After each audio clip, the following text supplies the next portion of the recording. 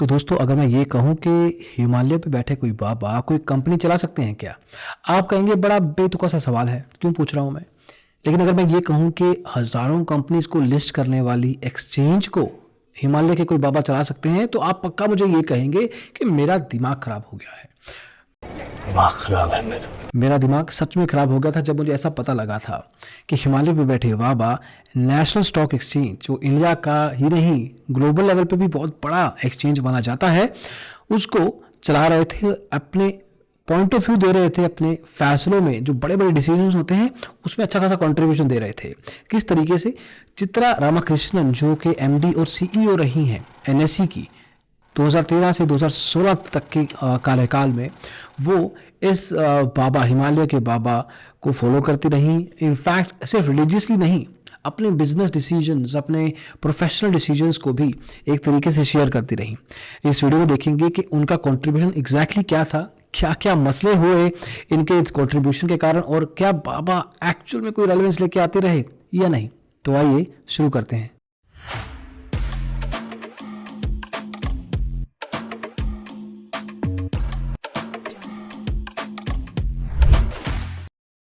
दोस्तों, हाल ही में सेबी ने आनंद सुब्रमण्यम की अपॉइंटमेंट पे एक बहुत बड़ी तफ्तीश की, इन्वेस्टिगेशन की। उनको लगा कि जो ये पर्टिकुलर पर्सन है वो कंपनी का सीईओ, एनएससी का सीओओ, चीफ ऑपरेटिंग ऑफिसर रहा कुछ सालों के लिए। इसकी अपॉइंटमेंट किस बेस पे हुई, क्या रीजंस थे, तो एक तरीके से इन्वेस्टिगेशन शुरू की गई। पता ये लगा कि आनंद सुब्रमण्यम, जिसको इन्वेस्टिगेशन की दुनिया में कोई भी नहीं जानता है, उसकी अपॉइंटमेंट बिना किसी बात के सिर्फ एक रिकमेंडेशन के कारण हुई है।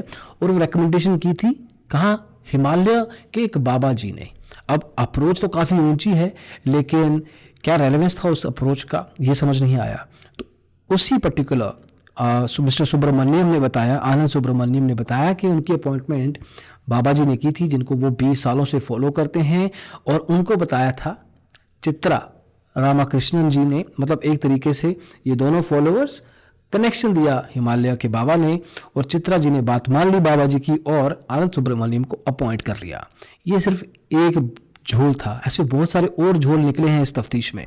इसमें बहुत सारी बातें आती हैं। इसमें कंपनी के रिजल्ट्स आते हैं, कंपनी की लिस्टिंग, डिविडेंड पॉलिसीज आती हैं, इसके अलावा किसकी नियुक्ति करनी है, किसकी नहीं। All of these factors were taken to Himalaya के बाबा जी, और चित्रा जी को जो बोला जाता था बाबा जी के द्वारा, वो उनकी बात मान जाती थी। अब देखिए, रिलीजियस एस्पेक्ट अलग होता है, प्रोफेशनल वर्ल्ड, रियल वर्ल्ड में चीज़ें अलग होती हैं। दोनों को मिक्स नहीं किया जाना चाहिए, और इस केस में कुछ ऐसा ही हुआ। इन बाबा जी की हर बात को सिर पे रखा गया और मान लिया गया, और उसके बेस पे सारे के सारे फैसले लिए गए। अभी कौन है mister Anand Subramaniam? Anand Subramaniam Balmer and Lawrie करके कंसल्टेंसी कंपनी है, उसमें 15 लाख रुपए की एक मिडिल मैनेजमेंट की जॉब करते थे कुछ साल पहले। ऐसा भी नहीं कि बहुत पुराने हैं, कुछ साल पहले 15 लाख की जॉब करते थे, पूरे साल का पैकेज था। इनकी अपॉइंटमेंट की गई 1.68 करोड़ रुपीस पे, मतलब करीब 11 गुना हाई, उससे भी ज़्यादा एक्चुअली एक तरीके से इंक्रीमेंट दिया गया। कुछ समय बाद अपनी परफॉर्मेंस से अच्छा, मतलब बहुत अच्छा परफॉर्म किया, 1.68 से 2.01 कर दिया गया, फिर 3.33, फिर 4.21। इतना बड़ा इंक्रीमेंट इंडिया की जीडीपी में अगर हो जाए तो बात ही क्या है, लेकिन इनकी पैकेज में तो होता गया। और ऐसा भी नहीं कि बहुत बड़े तगड़े फैसले लिए गए। आनंद सुब्रमण्यम के सैलरीज बिना किसी बात के बढ़ाई गई। इसके अलावा और भी पैसों को लेकर बहुत झोल किए गए हैं।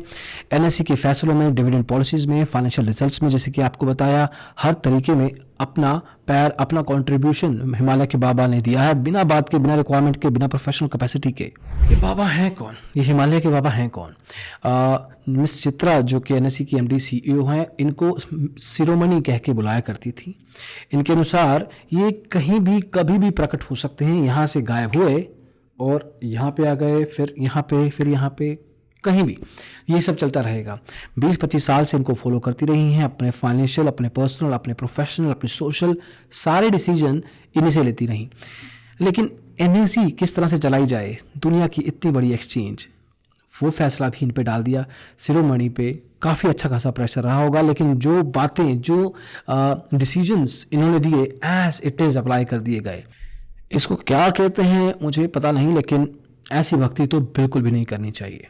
अब इस सारे के सारे मसले में एनएससी को कितना नुकसान हुआ, जो स्पेसिफिक इन्फॉर्मेशन थी, इंटरनल इन्फॉर्मेशन थी, जो इनसाइडर ट्रेडिंग की हम बातें करते हैं ना, ये भी इनसाइडर इन्फॉर्मेशन थी, उसकी वजह से लोगों ने, कौन से खास लोगों ने पैसे कमाए या गंवाए, उसकी इन्फॉर्मेशन, कौन सी ईमेल आईडी यूज़ की गई वो इन्फॉर्मेशन, इस पर्टिकुलर फैसलों से जो नॉर्मल डीमेट अकाउंट होल्डर हैं, करोड़ों लोग हैं, रिटेल इन्वेस्टर्स हैं, उनको कितना फ़ायदा नुकसान हुआ, अभी तक सेबी ने अपनी तफ्तीश में, अपनी इन्वेस्टिगेशन में नहीं बताया है, लेकिन ये बताना बनता है दोस्तों।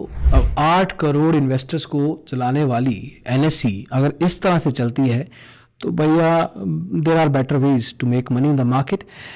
ये तरीका समझ नहीं आया, लेकिन इस पे काफ़ी सारे कड़े कदम उठाए गए हैं। मिस चित्रा रामाकृष्णन के ऊपर लगाया गया है करीब 1.5 करोड़ रुपीस का डायरेक्ट फाइन, और 2.83 करोड़ के इनको बोनस शेयर मिले थे, वो भी वापस लिए जाएंगे। रवि नारायण जी हैं जो एमडी और सीईओ रहे थे, उनसे भी करीब 2 करोड़ रुपए का मुआवजा या फाइन लिया गया है। आनंद सुब्रमण्यम जी से भी 2 करोड़ रुपए वापस वसूले गए हैं। एक तरीके से काफ़ी लोगों पे फाइन लगाए गए हैं, लेकिन एग्जैक्ट इन्फॉर्मेशन के ओवरऑल इसका इम्पैक्ट क्या था फाइनेंशियल लेवल पे अभी तक सामने नहीं आया है। अभी हिमालय के बाबा के ऊपर फैसला फोकस रहा है। आई होप कि आजकल के जो फैसले सेबी ले रहा है या एक्सचेंज ले रहे हैं वो खुद बोर्ड मीटिंग्स में बैठ के डिसाइड हो रहे हैं।